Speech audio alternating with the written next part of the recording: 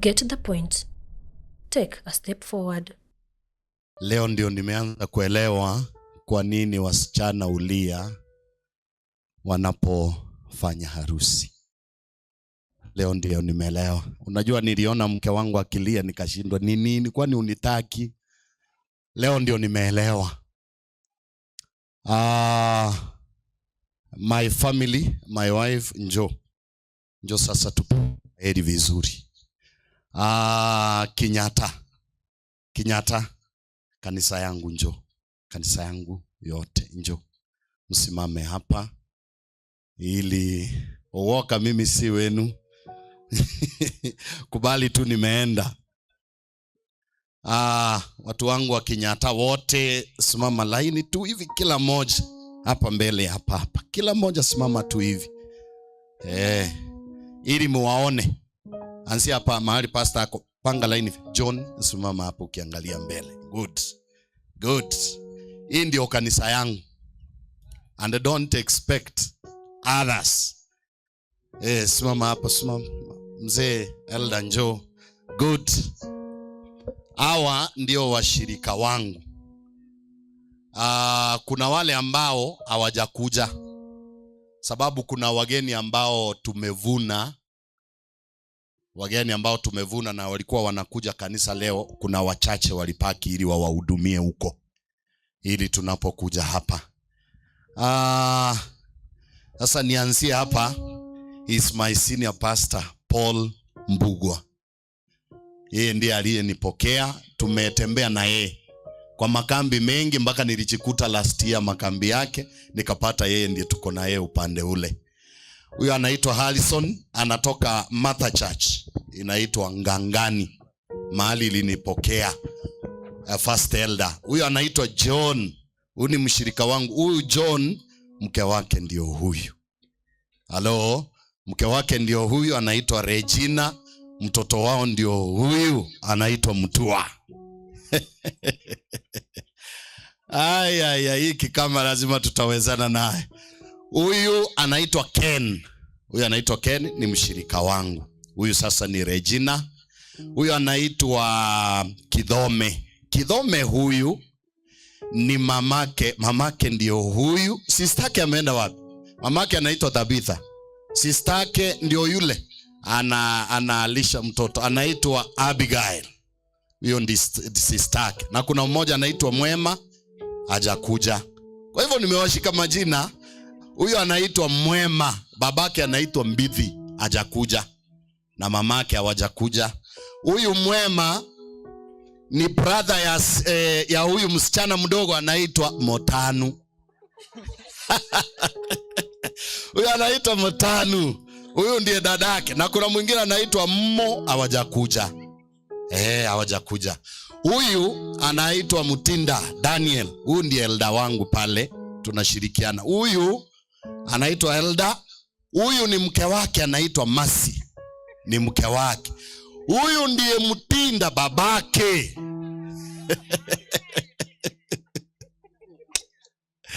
Good. Huyo ndiye baba yao. So hawa, huyu mtoto huyu mnayemuona hapa, huyu kwao si wa Adventista. Lakini tunapewa huyu mtoto tuje naye kanisani. Na Mungu atatutendea mapenzi yake.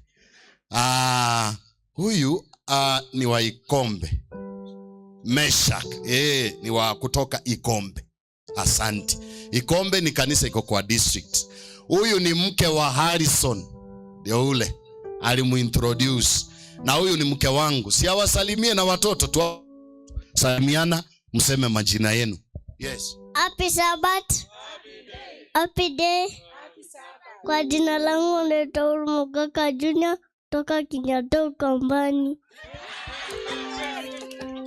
Happy Sabbath.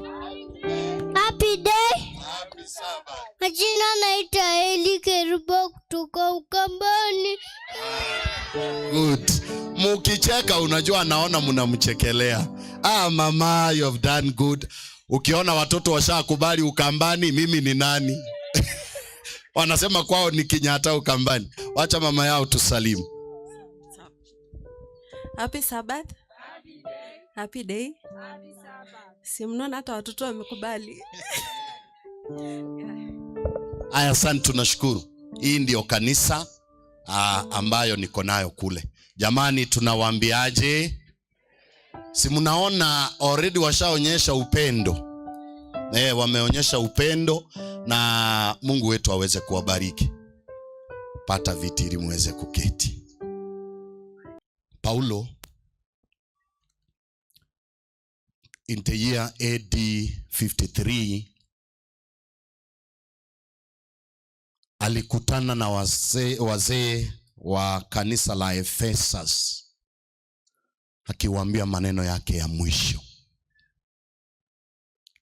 Alizungumza nao kuanzia Sunday mpaka akamalizia Monday morning, ndiye akaondoka akaenda Jerusalem.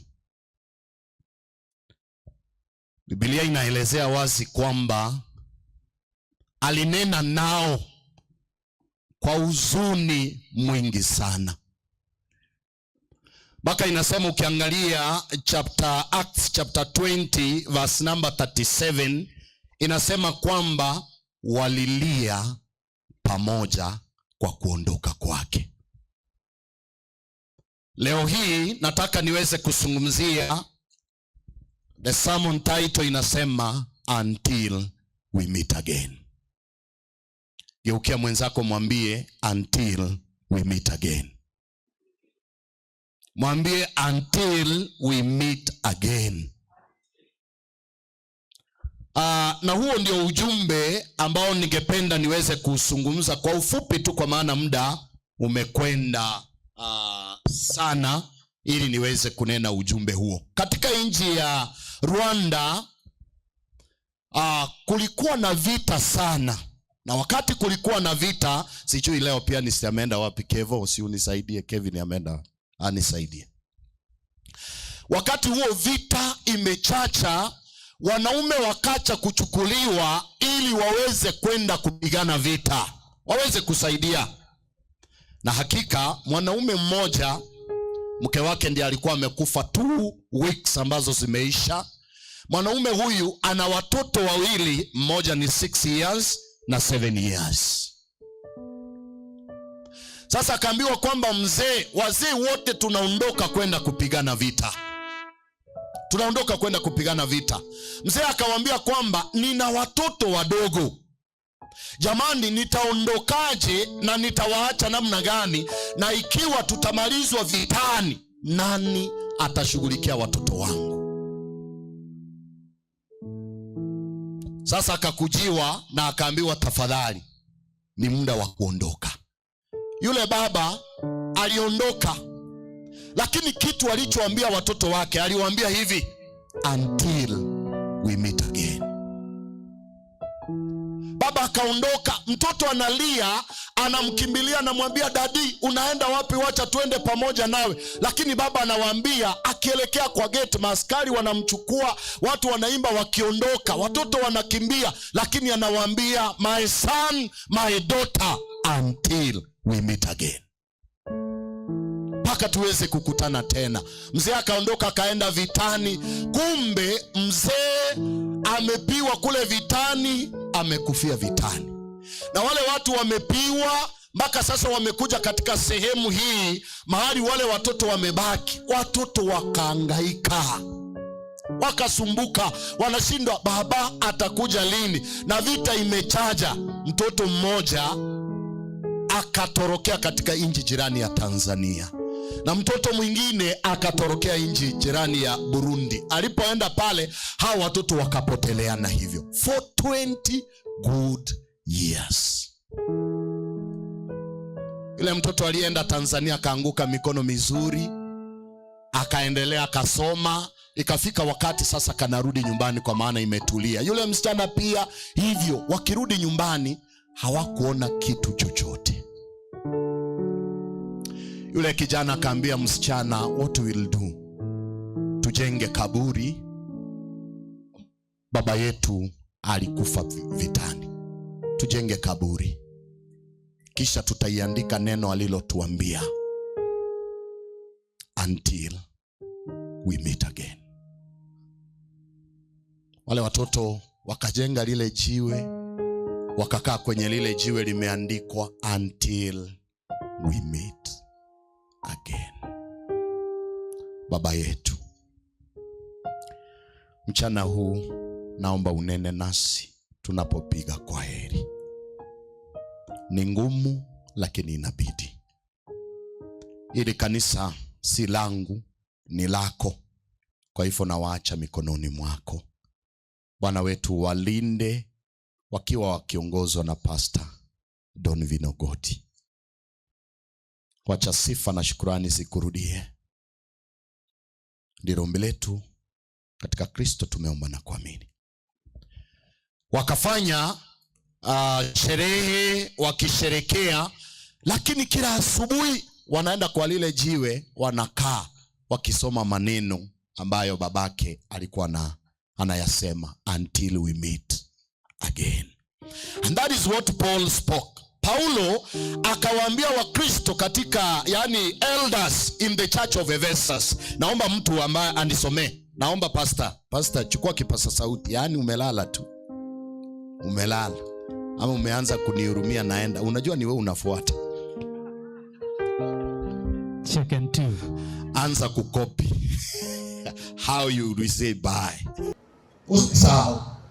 Kama ulipatizwa kwa kujitoa wakati nilipohubiri katika sermon, shikilia wito huo hata kurudi kwa Yesu Kristo. Until we meet again. Sikia vile anavyosema, wakalia pamoja. Wakalia sana wote. Wakalia, na si kitu kidogo. Walilia sana wote. Wakamwangukia Paulo shingoni. Wakamwangukia Paulo shingoni. Wakambusubusu. Wakambusubusu. Wakati mtu unaposalimiana, ninajua mtakuja mtaniangukia. Wengine mtaniambia tuko pamoja, lakini usije kutumia hiyo statement sasa. Kisha anasema namna gani? They all wept bitterly, sorrowing most of all for the words which Paul spoke to them, that they should see his face no more. Paulo aliwaambia, hamtaona sura yangu tena. Kwa maana alijua wakati anapoteremka kwenda Jerusalem, akimaliza kuingia Rome atamalizwa. Na wakati alipokutana na Embara, alipokutana na yeye tu hivi, Paulo akasema, huyu sitatoka mikononi mwake. Na hakika aliweza kumuua Paulo. Lakini Paulo akaambia watu wake, akawaambia kwamba mahali nitawawacha ni mikononi mwa Mungu, na neno la Mungu na neema yake iwashikilie mpaka mwisho wa dahari. Hilo ndilo ninalowaachia. Wana Makongeni, wana Mbotela, wana Kaloleni, Maliguini, wana Kayaba West, Hazina. Hilo ndilo ninalowaachia, kwamba mudumu miguuni pa Yesu Kristo. Ni nini anachokisema? This is not a casual thing. It was not a casual farewell to Paul. It was a spiritual father releasing his spiritual children. Anawaacha. Hata nikiwakwamilia itakuwa ni mzigo kwangu. I'm just going and leaving you behind with Jesus Christ. And then Paul said something powerful here. And now, brethren, I commend you to God and to the word of his grace. This is more than goodbye. This is more than surrender. This is more than faith. This is hope beyond separation. And today, as I say bye-bye until we meet again, it is not an easy thing. It is an emotional thing.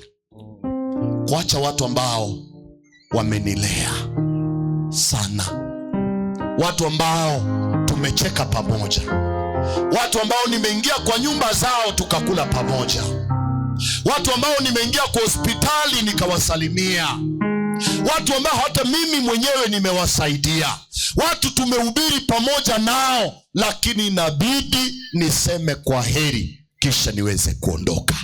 Anasema namna gani? It is heaven's message to us whenever we part ways with loved ones, with the church members, with the seasons, we need to release them spiritually unto the living God.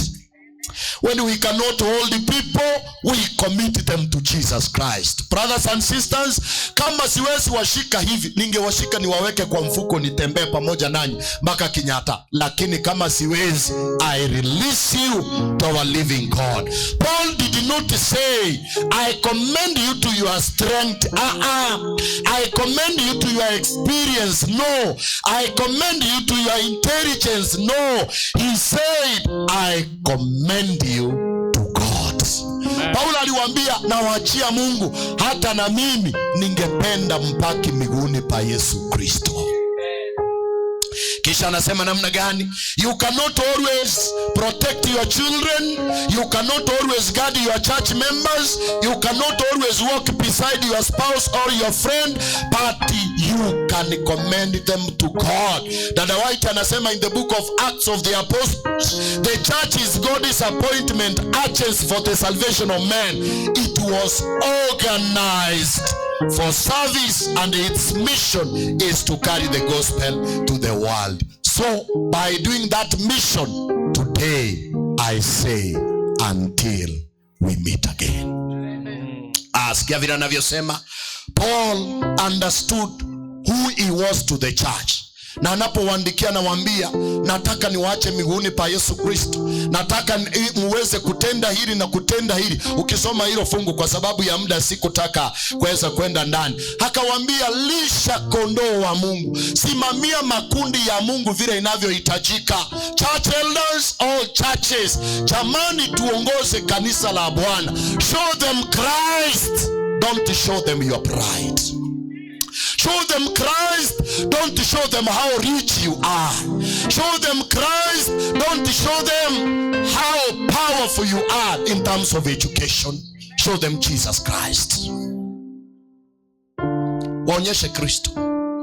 Never expose them to other people. Kwa maana watu wengine hawana wokovu kwao. But expose the church members to Jesus Christ, because Christ will change them. Kisha anasema namna gani? When we say until we meet again, we are really saying God will keep you when I cannot. Mungu atawalinda wakati mimi siwezi walinda. Mungu atakuwa nanyi wakati mimi siwezi kuwa nanyi. Pastor, how I wish watu wote wa plani tu kukuja bila hata mimi kuandika barua, bila hata maisini ya kuandika barua. Yani uambie yeyote yuko tayari kwenda kuona pastor, kuja muniambie, I will release you to go. That place needs the gospel. Hawa wawapatie historia. Kwanza mama Dhabita yuko hapa. Mama Dhabita yuko hapa. Ndio yule mama. Yule mama kila Sabato ndiye anatupikia chakula. Na unajua anatembea how many kilometers ndiye akuje church? 12 kilometers. Ndiye afike church. The first Sabbath niliingia kanisani, niliingia saa 1:30 asubuhi. Vile unajua tumezoea Nairobi. Nikaweka mitambo sasa inaimba mpaka watu wanashindwa, hii ni kanisa gani imekuja hapa? Wanaambiwa ni SDA. Unajua niliwasikia wakiongea Kikamba hapo. Le kanisa nenze omono. Yani ni nzuri sana. Nenze omono. Si ni hivyo mwema? Nikasikia wakisema hii kanisa ni mzuri. Sasa nikakaa nikangoja. Mshiriki wa kwanza aliingia saa 3:45. Saa 3:45. Saba school tulianza saa 4:10. I remember Pastor Mbu. Wacha nani itumo simama. Unaona yule mahali anatoka. It's almost 16 kilometers ndiye aje kanisa. Mahali anatoka mbali sana. Mbali ili aje kanisa. Lakini ninashukuru ninaposimama hapa Pastor Paul Mbu akanipea witness. Nowadays 2:30 tumeanza Sabbath school. Na wamekuja wote, hakuna mtu ambaye yuko kando. Wote wamo kanisani. Tunashiriki, tunakula pamoja, lakini usiniulize kama ninahubiri nikiketi ama nikisimama. Tunakula pamoja, tunafurahia. God is working with Kenyatta. Mimi naomba pastor, leo hii chukua hii Sabbath school ya Kenyatta, district yote mzima ule. Na kuomba tu kwa ile heshima ambao tumekaa pamoja nao, hawa washiriki wote, I know they are able kulea hii kanisa isimame, na inaweza ikasimama. Na ninajua kwa maana pastor ananiambia, pastor, kundi lolote linataka niambie ni akina nani. Na ukiona walisema wacha tuende tumuone pastor anatoka wapi, they came to see. Hawaamini kwamba kuna watu wa mkutano kiasi hii. Hawaamini. Hata saa hii niwaambie simama hapa muimbe, watasema hatuna wimbo. Pastor, hatuna wimbo, tuache. Kwa hivyo ninaondoka nikiacha familia kubwa kwenda kwa familia nyingine, na lazima waweze kukua vile Makongeni iko, vile Mbotela iko, vile South B iko, Marigoini iko, Hazina iko, Kayaba West iko, na sisi wote tukutane katika ufalme wa mbinguni. Anasema kwamba to the word of his grace which is able to build you up. Grace does not just forgive. Neema si ya kusamehe tu, it builds you. Yani neema inakujenga. Anapowaambia hivyo anasema grace restores broken marriages, grace heals wounded hearts, grace strengthens weary saints, grace prepares us for heaven. Wakati Paulo anawaambia nimewaacha katika neema ya Mungu, alikuwa anajua kwamba ndoa zenu ambazo zina changamoto, neema na itoshe. Neema na itoshe. Kisha dada White anasema kitabu inaitwa Steps to Christ. It is the grace of Christ that gives life to the soul. When Paul left, he left them with the scripture, because when the preacher is gone, the word will remain. Wakati nimeondoka, and I know a time is coming, hata Pastor Ogoti ataondoka, lakini neno litafanya namna gani? Neno litasimama, neno litabaki. Na ninaomba kama hujawahi kuwa a serious Christian, this is the time. Anza upya pamoja na Kristo. When the voice is silent, the word still speaks. Leo asubuhi tulikuwa tunaangalia lesson. Wakati sauti yangu hamtaisikia tena, lakini maneno ya Biblia yatazidi kuongea. Kisha anasema hivi, because when the preacher is gone, the word remains. When the hand is absent, the word still holds. Wakati mkono wangu utatoka, neno la Bwana litazidi kuwashikilia. Kisha anasema hivi, every sermon Paul preached, he told them to remember.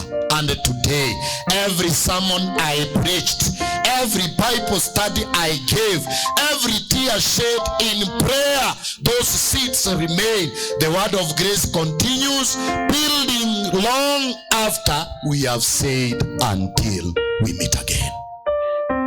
Mambo ambayo tuliyoyazungumza, jamani, Mungu wetu na aweze kuwashikilia.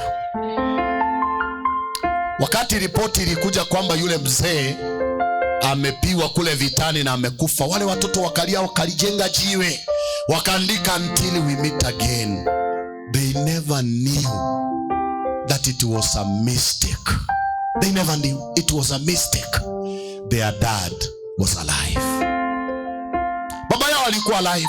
So siku moja wakaona baba akiongea katika TV akisema kwamba I'm looking for my family, my son and my daughter. Wakaandika an SMS, wakasema we are at home.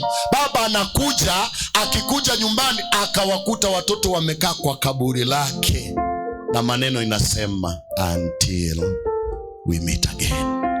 Ndipo hao watoto wakaanza kuimba wimbo, God be with you till we meet again. Baba yao akikuja akapata wanaimba, akawauliza why are you singing? Wakasema unajua daddy, tulifanya ibada ya wafu kwa ajili yako, na hili jiwe tumeliweka hapa ni kana kwamba ni kaburi lako. Lakini baba alipoangalia machozi ilimtiririka, aliangalia kaona until we meet again, akajua kwamba kumbe hawa watoto hili jambo halikutoka ndani ya mioyo yao, halikutoka ndani ya mioyo yao.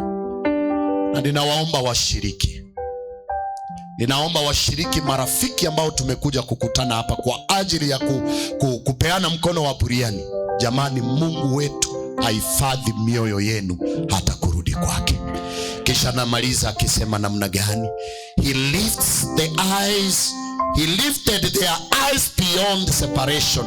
Akawambia hivi, I give you an inheritance among all those who are sanctified. He is saying, this is goodbye. This goodbye is not final. There is an inheritance. An inheritance not written in earthly oils. An inheritance not kept in banks. An inheritance reserved in heaven. Peter katika kitabu cha Peter chapter 1 verse number 4. One day there will be no farewell sermons, no hospital goodbye, no cemetery tears. People will be joyfully together praising the living God, kwa maana hatutaagana tena. Walimsoma hilo fungu ni malizi. Anasema nini? Petero wa kwanza 1:4, Biblia inasema. Biblia inasema namna gani? Tupate na urithi usioharibika. Tupate na urithi usioharibika. Usio na uchafu. Usio na uchafu. Usionyauka. Usionyauka. Uliotunzwa mbinguni. Uliotunzwa mbinguni, na huo ndio wokovu. Kwa ajili yenu. Kwa ajili yenu. Paulo aliwaambia, na mpokee zawadi kuu ambayo tumewekewa katika ufalme wa mbinguni, ambayo ni wokovu. Jamani, Mungu wetu ahifadhi mioyo yenu, tuonane katika ufalme wa mbinguni. Itakuwa ni hasara kubwa tukikosa katika ufalme huu. Nimetembea kwa nyumba zenu, nimetembea kwa kanisa zenu, nimehubiri pamoja, lakini leo hii nasema kwa heri hadi tuonane tena. Give my speech as I sit down. And this is my speech. Beloved brethren, my family in Christ, today is one of the hardest moments of my life. Standing before you, my heart is full of gratitude, full of love, and yet heavy with the pain of saying bye. Makongeni district has not just been a place of ministry, it has been home. You have not just been members, you have been my family. When I look back, I see the hand of God in every step we have taken together.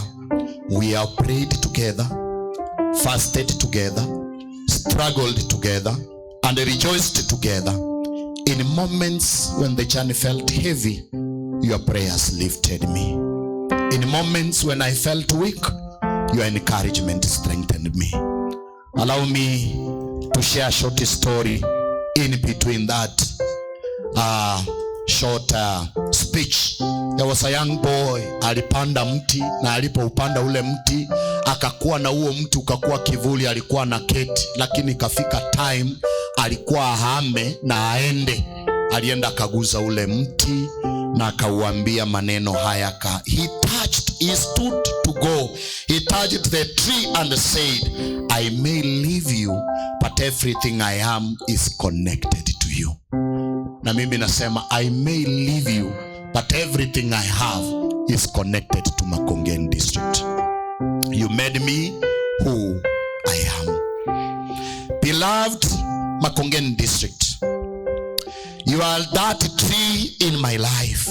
You have watered me spiritually. You have nurtured my calling. You have stood with me, corrected me, prayed for me, and loved me. And today, as I stand to live, I say from the depth of my heart. I say from the depth of my heart,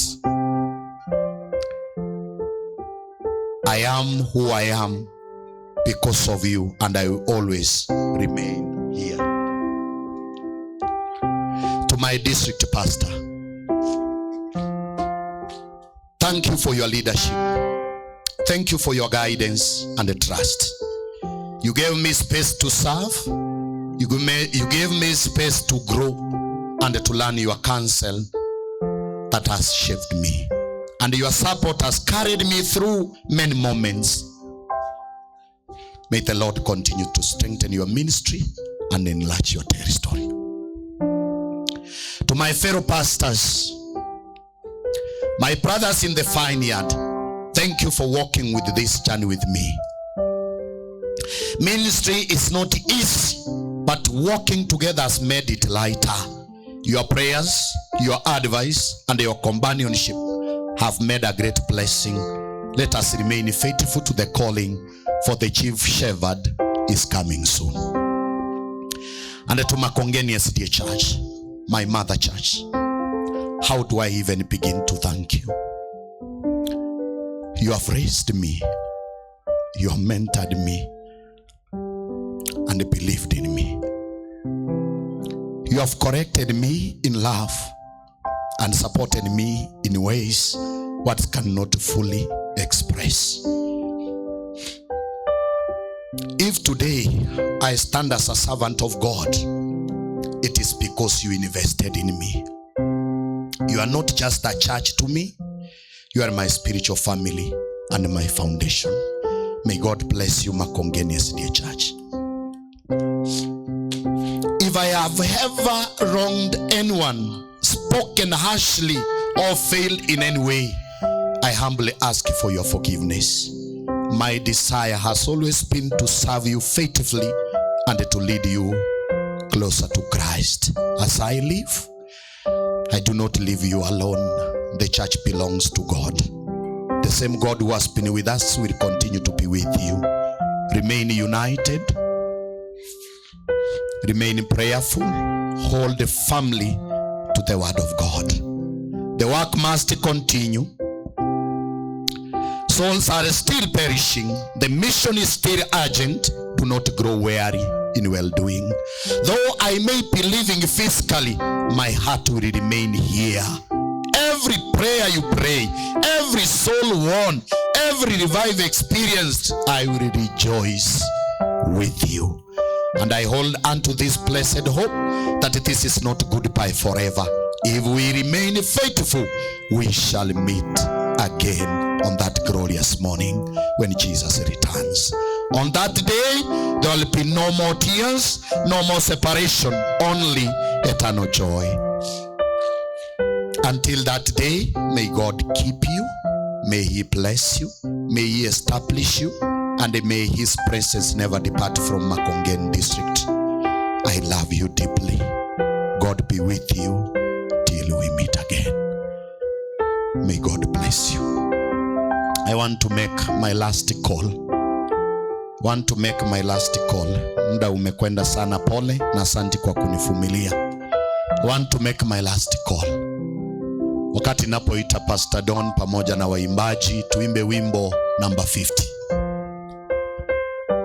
Ni nini ambacho ningependa kusema? Yesu huyu ametusimamisha pamoja. Naomba akusimamishe mpaka tuweze kukutana pamoja. Naomba tusimame sisi wote. Naomba tusimame sisi wote. Wimbo number 50. Kisha nirudishe mic kwa pastor. Pastor atatupa mwelekeo on what to do. Kwa hivyo naomba usiondoke. Ukiondoka umeharibu harusi yangu. Bwana harusi ndiye anafaa kutangulia. Alafu mtanifuata nyuma ili mkinisindikiza. Unajua kama ni askari ameritaya, anawekwa kwa gari, kisha anafanya nini? Anavutwa na kamba. Mimi sijaritaya. Kwa hivyo naomba munifuate nyuma, munisindikize. Mkinifikisha kwa gate, nitapanda Nissan ya Kenyatta and I will go home. Je, kuna mtu ambaye kwenye mkutano huu? This is my last call in Makongeni district. Hujawahi mpokea Yesu Kristo ama ulipatizwa na ukarudi nyuma? na uko kwenye mkutano huu. Vile Paulo aliwaacha wakalia na akaondoka, lakini walisimama imara mpaka mwisho wa dahari, na Paulo atawaona katika ufalme wa mbinguni. Naomba upige hatua uje hapa mbele ili tuweze kuomba pamoja. Tukupokee ili tukaombe pamoja. Wimbo huu unapoimba. Bwana habari 50.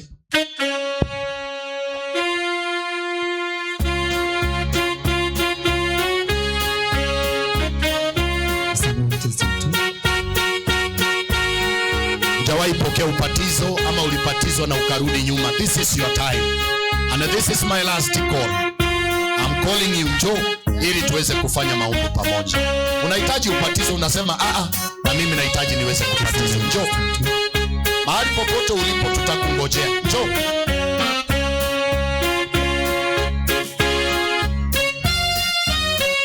Tunapoimba wimbo huo tunakungoja wewe. Usikawie, simama na upatizwe.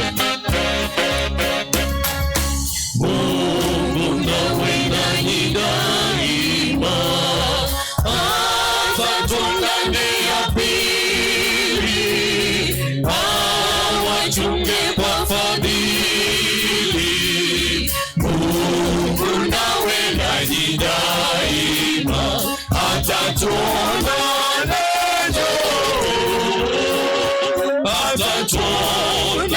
tena kwake. Kama unakuja just njoo. Tembea hapa mbele tuombe pamoja. Mungu nawe nanyi daima, Mungu nawe nanyi daima, afunike mabawa, awalishe awakuze. Mungu nawe nanyi daima, atatuona. Hujawahi pokea ubatizo ama ulipatizwa na ukarudi nyuma, lakini ungependa kuja kwa ajili ya ubatizo, njoo. Wimbo ukiisha tutaomba. Njoo kwa haraka. Nawe nanyi daima, kila wakati My sister, may God bless you.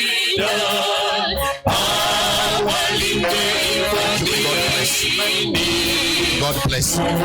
Njoo, unayokuja tembea. Tembea njoo. Hujawahi pokea ubatizo ama ubatizo ukarudi nyuma, lakini unasema nataka kurejelea njia ya imani. Njoo. Thank you my brother, thank you my sister. God bless you. God bless you.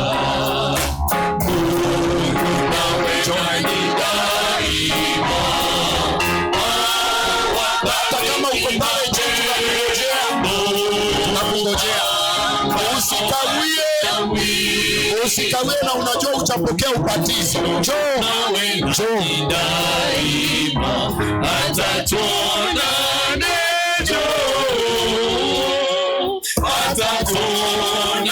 Tena kwake.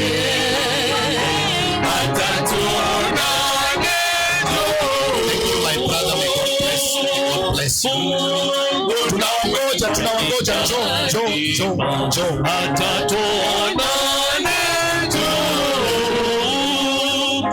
Atatuonane tena kwake. Atatuonane Mungu nawe nanyi daima. Tunakungoja. Tunapowangojea mkija, this chance I give to Makongeni Prosper, watuletee wimbo watu wanapotembea hapa mbele. Njoo, just come. We are waiting for you. May God bless you my sister. May God bless you. Njoo. Hujawahi pokea ubatizo. Njoo. Uje leo,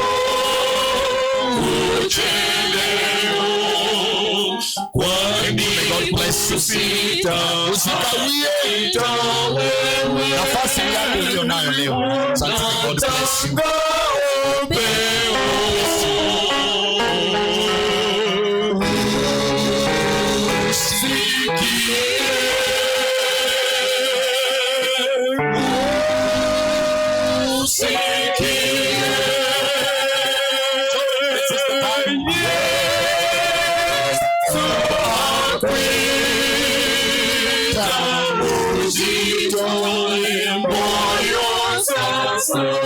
May God bless. Joe.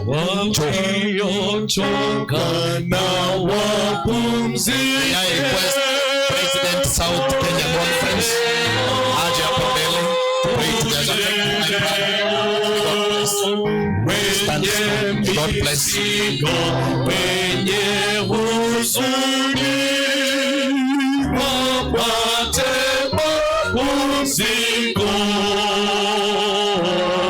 This is your chance.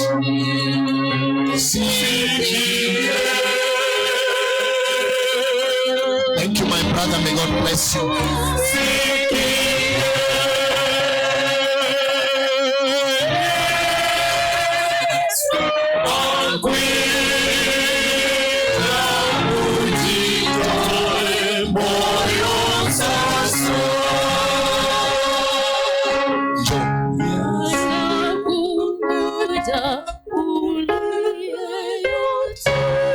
Thank you, my sister. May God bless.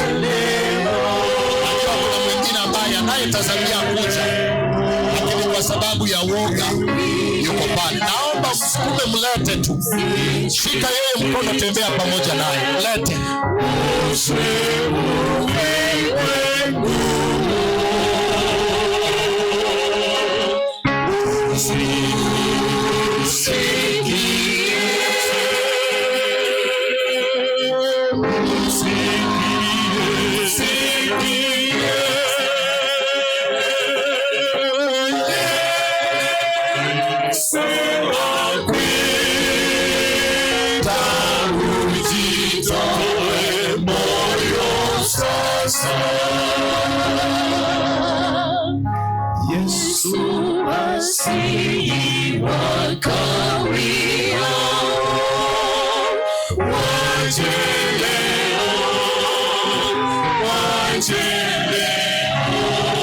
Na kungoja unayekuja. Wimbo huo ukiisha, tunaomba Bwana utupe wimbo.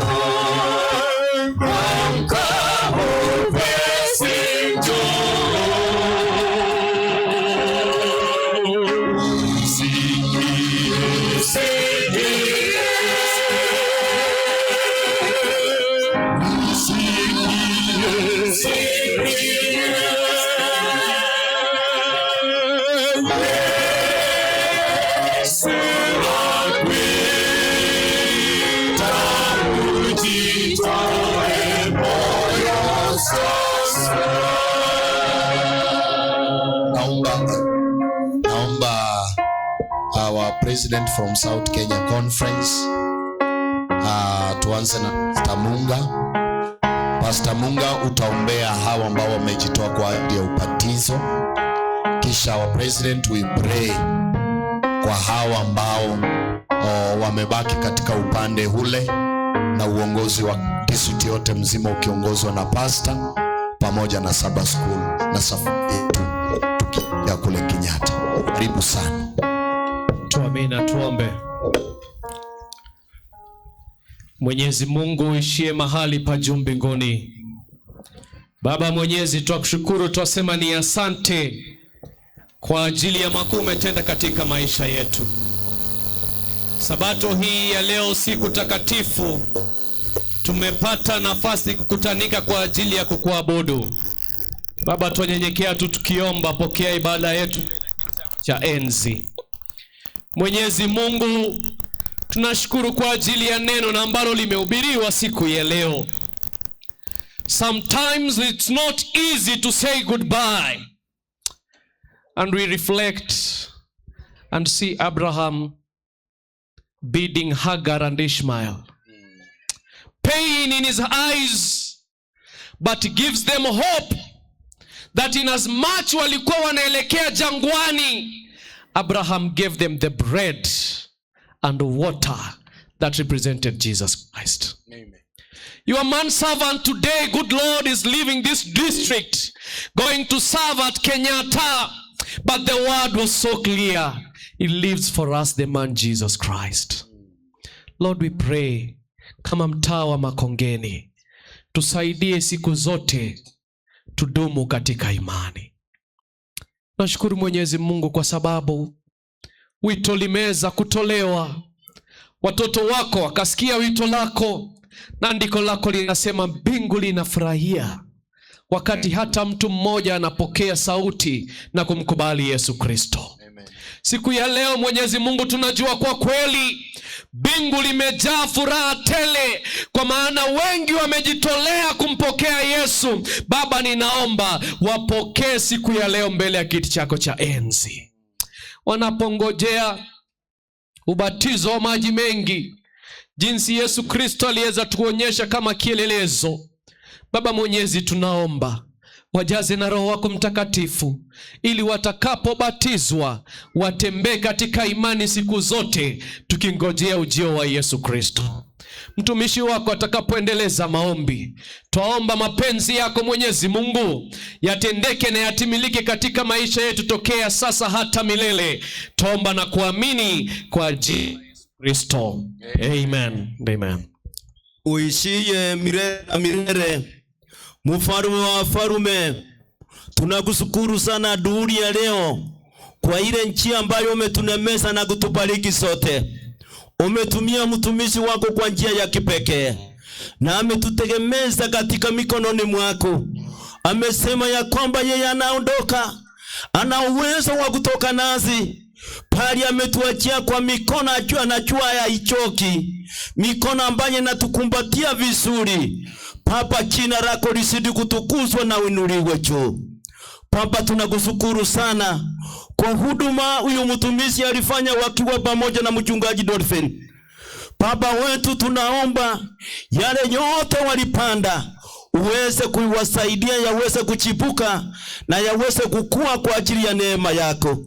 Na vile aliyosema ya kwamba huenda ikawa alikwaza mmoja au mwingine, Papa aliomba waweze kumsamea, na tunaomba hata kutoka kiti chako cha enzi umsamee kwa njia ya kipekee. Sasa tunawakabidhi waumini wote wa wilaya hii ya Makongeni mikononi mwako, wanapoendelea kuongozwa na Dolphin.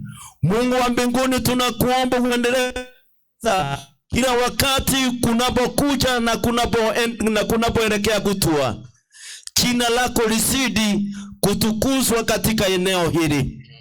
Wana na binti wako ambao wamejitolea na wamesema leo tangaza wewe ndiye Mwokozi wa maisha yao. Papa, tunawaendelea kuwaweka mikononi mwako, tukisema ya kwamba uendelee kuwasimamisha katika imani hii, uwaendeshe mpaka mwisho wa dahari. Ile siku Baba utakaporudi Bwana wetu Yesu Kristo, tukupokee sote tukisema ya kwamba huyu ndiye yule ambaye tulikuwa tunasubiri. Tunaomba Mungu uendelee kutuongoza katika safari hii ya imani mpaka tufike nyumbani.